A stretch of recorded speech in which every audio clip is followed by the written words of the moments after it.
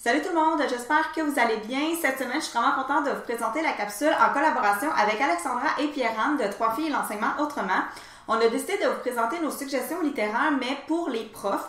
Donc, vous irez voir leur capsule parce que leurs suggestions sont vraiment différentes des miennes. Donc, je pense vraiment que ça va valoir la peine d'aller jeter un coup d'œil à leur chaîne. Et sans plus tarder, mais si ça vous intéresse, restez avec moi. Aujourd'hui, j'ai décidé de vous présenter mes 5 coups de cœur, mais je dois vous avouer qu'il y en a un que j'aime un petit peu plus que les autres et c'est le livre Propager le plaisir de lire chez les élèves de Sophie Gagnon-Roberge qui a aussi le site web Sophie lit. D'ailleurs, j'ai déjà fait une capsule consacrée à 100% à ce livre-là parce qu'il y a tellement de belles activités, de belles suggestions à faire avec les enfants pour les amener à aimer la lecture.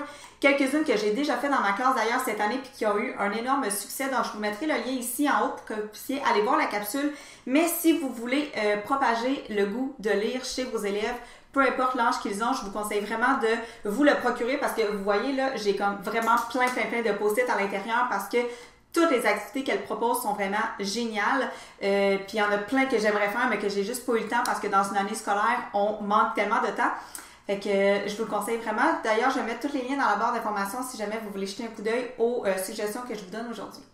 Ma deuxième suggestion littéraire pour les profs, c'est celui-là ici qui s'intitule « Enseigner la France par la littérature jeunesse ». Vous l'avez sûrement déjà vu passer sur les réseaux sociaux parce que quand il est sorti, ça a fait fureur chez les profs. Je l'ai reçu à Noël. Je dois vous avouer que je ne l'ai pas encore lu au complet, mais de ce que j'en ai lu, je l'apprécie vraiment beaucoup.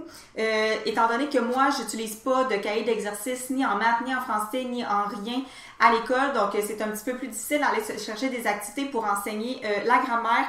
Et je l'aime vraiment beaucoup. Il explique dans le fond la notion de phrase de base, les groupes, les manipulations syntaxiques et tout ça. Puis je suis pas encore rendue à cette section-là, mais la deuxième partie du livre, c'est vraiment des suggestions de comment travailler la phrase à partir de différents albums jeunesse. Puis on en a plusieurs, là, dans le fond en 5e année, nous on en utilise déjà plusieurs albums pour travailler le français, mais je trouve qu'on pourrait en utiliser encore plus. Et je vais vraiment me baser sur ce manuel-là probablement pour ajouter d'autres titres à ma collection d'albums jeunesse pour l'année prochaine. Je viens tout juste de me rendre compte que la plupart des livres que je vais vous présenter aujourd'hui, en fait 4 sur 5 sont des livres pour travailler le français. Donc si jamais vous avez des suggestions autres pour les sciences, pour les maths, pour l'univers social, je vous invite à les laisser dans les commentaires parce que honnêtement, je pense que c'est que des livres pour travailler le français que j'ai, puis je pense que je gagnerais à avoir des ressources pour les autres matières, donc je suis désolée. Ma troisième suggestion, c'est une collègue qui nous l'a présenté cette année et c'est le livre La grammaire moderne.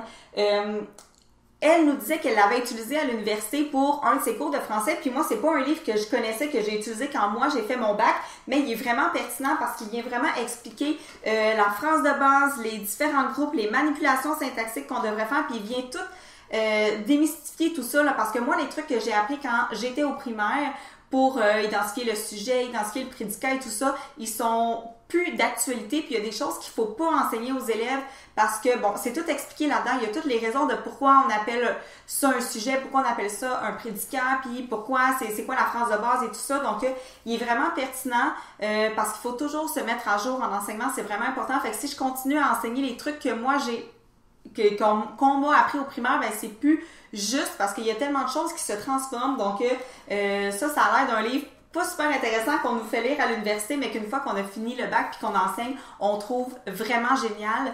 Donc je l'ai pas lu encore au complet, mais j'ai lu certaines sections qui concernent ce que j'enseigne en ce moment à mes élèves. Puis pour vrai, je vais changer des choses dans ma pratique, juste des façons de faire, des façons de dire que je devrais changer. Donc je vous le conseille vraiment.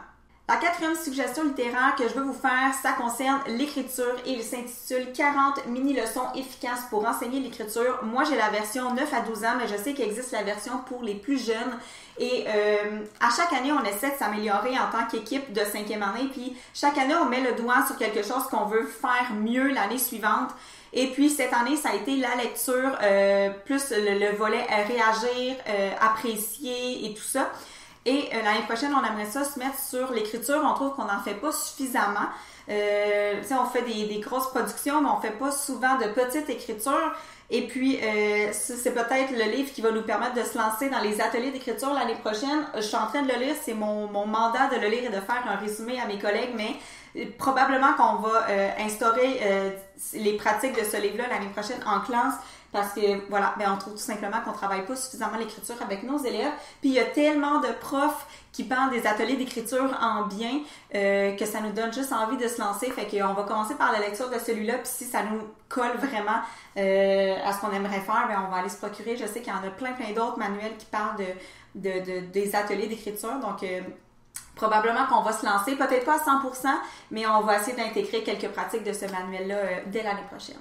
Le dernier livre que je vais vous présenter ne concerne pas l'enseignement en tant que tel, mais je pense que ça peut vous aider dans votre pratique. C'est le livre The Happiness Project. J'en ai déjà parlé dans des capsules, ça fait quelques années déjà que je l'ai lu.